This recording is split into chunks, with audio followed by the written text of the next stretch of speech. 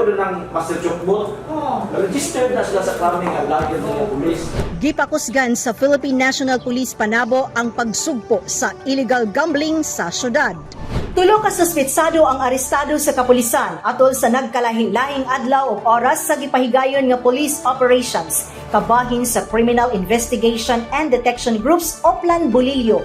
Umas na ilang last two. Hinungdan nga sila gidala sa police station alang sa tamang disposisyon o pagpasaka sa kaso. Kini base sa Republic Act 9287 o ang illegal numbers game locally known as last two digits.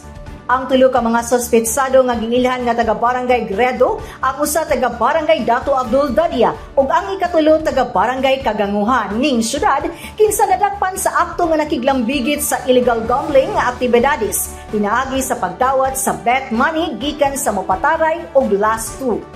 Sa kasamtangan anaanan sa kustodiya sa kapulisan ang tulo ka giingong suspetsado. Balaod, sundon ta!